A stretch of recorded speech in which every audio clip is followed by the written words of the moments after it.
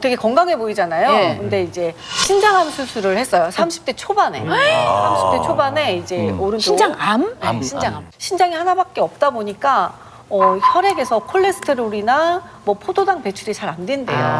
그래서 그런지 이제 콜레스테롤 수치가 좀 높게 나와서 요즘에 이제 관리를 하고 있고요. 또 이게 이제 신장이 이렇게 지지를 해줘야 되는데 한 짝이 없다 보니까 이렇게 이쪽으로 조금 이렇게 어깨도 좀 처져 있어요. 협착증이 좀 있어요. 아, 척추랑 이렇게 그치. 붙어 있는. 측만이 좀 있어요. 척추 측망이 있어요. 그래서 이쪽으로 이제 약간 기울어져 있어요. 이렇게 누워서 받는 마사지기를 좀 했더니 네. 좀 많이 펴졌어요. 많이 좀 좋아지긴 했어요. 도움이 되더라고. 네. 근데 이제 더 무서운 게 뭐 이 병이 오면은 완전히 주저앉을 수도 있다 그래갖고 너무 걱정했어요. 진짜 뭐가 깜짝 놀랐어요. 이 병이 오면 또 다른 네. 병이. 또 뭔가가 네. 또 바로 골다공증입니다. 골다공증이요? 네. 의사 선생님께서요, 저 같은 사람이 신장 기능이 나빠지면은 몸속에 영양분이 다 빠져나가서 골다공증 오기가 진짜 쉽대요. 거기다가 척추관 협착증이 있는 사람은 또 골밀도가 잘 안 높아진대요. 어떻게? 그래서 무조건 뼈 관리를 정말 잘해야 된다고 하더라고요. 그런데 그 우리 집에 저 말고도 골다공증을 또 챙겨야 될 분이 한 분 더 계십니다. 누구요? 여동생? 네, 네. 우리 집이라 그러면 우리 거기. 집은 둘밖에 안 사는 그러니까. 동성이 형이요? 어느 날 요로결석에 걸려서 병원 갔더니 이게 요로결석이 소변으로 칼슘이 빠져나오는 거예요. 그쵸, 그쵸. 이런 사람들이 골다공증이 걸릴 확률이 높다. 의사 선생님이. 네. 정말 그러는 거예요. 또 살이 쪄서 좀 갔더니 고지혈증이 나오는 거예요. 고지혈증 환자들이 또 이렇게 골다공증이 올 수 있는 확률이 높다. 부러지고 으스러지고 일상까지 무너뜨리는 골다공증. 정말 어떤 때는 막 죽고 싶은 생각도 있었고 너무 힘들었어요. 그때 당시에는. 소리 없이 찾아온 뼈도둑. 골다공증의 심각성에 대해 알아봅니다. 이 주변에 보면 골다공증으로 힘들어하시는 분들 상당히 많아요. 맞아요. 엄청 정말 많습니다. 이 골다공증이 저희 같은 이렇게 중년들한테는 사실은 언제 생겨도 이상하지 않을 만큼 맞아요. 굉장히 흔한 병이거든요. 맞아요. 네, 다들 잘 알고 계시겠지만 맞습니다.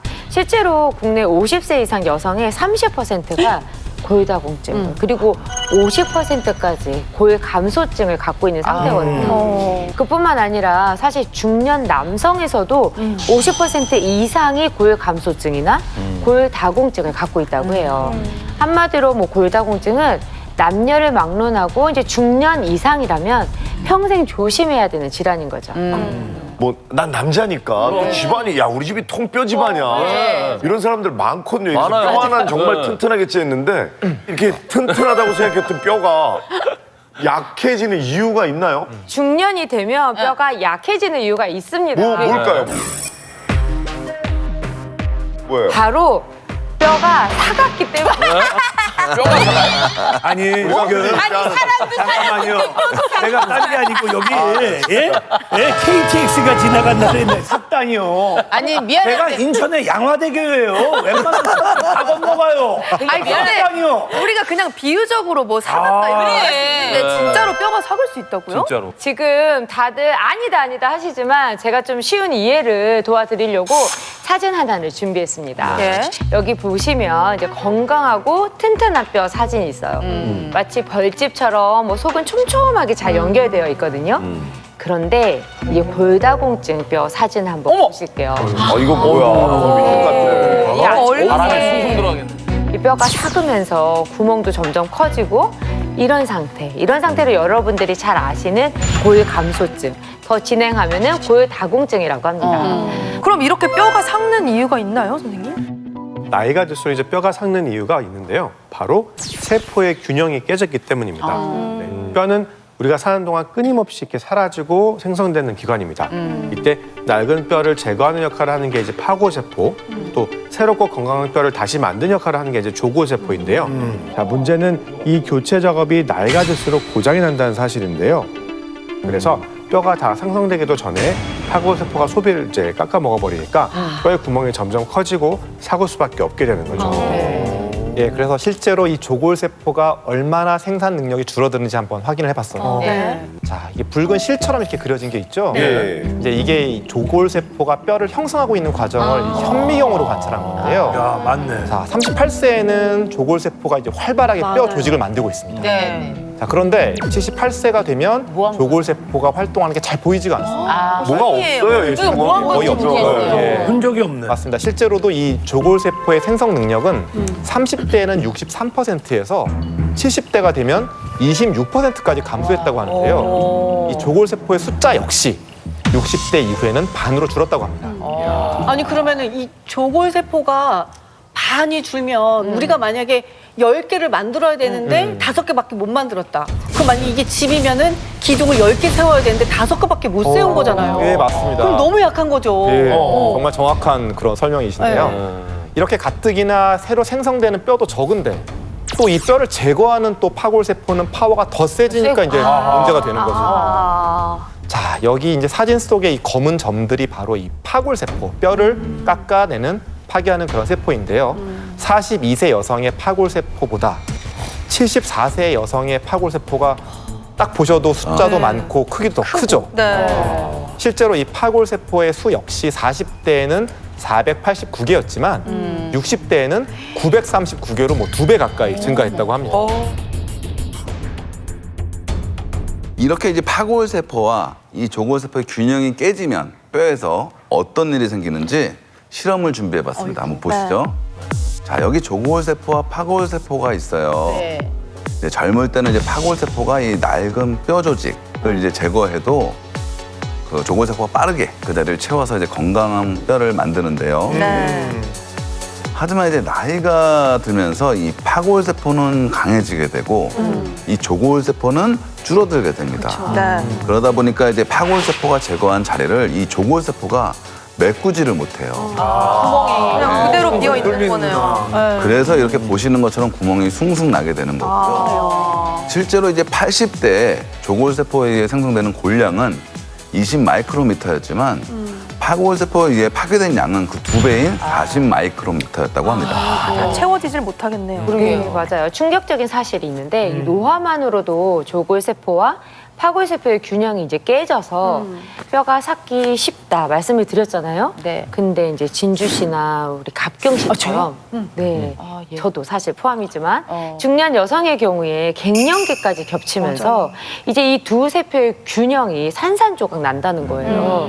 실제로 여성의 골량은 30대에 최대 정점을 찍다가 이제 매년 0.3에서 0.5%씩 서서히 감소를 하다가 왕경 평균 나이쯤 49세쯤부터는 이 골량의 감소 속도가 무려 10배나 빨라진다고 합니다. 와, 너무 빠르다. 10배는. 확 없어지는 거죠. 특히나 우리 중년이 되면 이 뼈가 삭는 걸 반드시 막아야 되는 이유가 있어요. 바로 시간이 지날수록 뼈가 안쪽뿐만 아니라 바깥쪽까지 삭기 때문입니다. 바깥쪽도요? 뭐예요? 네. 그러면 안 바깥이면 다 한 거잖아요. 제가 여기서 사진을 보고 한 번 더 설명드릴게요. 네. 우리 뼈는 겉은 굉장히 두껍고 단단한 조직으로 감싸져 있어요. 이 두꺼운 갑옷 같은 부분을 겉뼈라고 하고요. 네, 그 안에 보시면 좀 얼기설기 얽혀있는 조직들이 있죠. 이 안쪽 뼈를 해면골. 네, 안뼈라고 합니다. 근데 문제는 나이가 되면은 이 얇은 뼈 조각인 안뼈부터 손상이 이제 생기기 시작해요. 만약에 이 상태를 방치한다면 어떻게 될까요? 야, 네, 이렇게 겉뼈까지 삭으면서 구멍이 더 늘어날 수 있고요. 실제로 건강한 상태의 겉뼈는 자잘한 구멍만 있다고 하는데요. 그런데 골다공증 상태의 겉뼈는 이렇게 구멍이 상당히 큰 상태가 되는 거죠. 아니 저 같은 경우는 뼈 건강을 신경 써야 하는 사람이잖아요. 그죠. 그래서 주기적으로 검사를 받고 좀 그러는 편이거든요. 근데 일반 보통 분들은 아니 내 뼈가 지금 삭고 있는지 어느 정도인지 도대체 모르지. 알 수가 없잖아요. 그러게. 맞습니다. 정말 아주 중요한 말씀 해주셨는데요. 자, 이 방송을 들으시는 시청자분들은 여기서부터 아주 집중을 하셔야 됩니다. 자, 현재 자신의 뼈가 삭는 것을 의심할 수 있는 이 몇 가지 증상이 있습니다. 체크해야지. 네.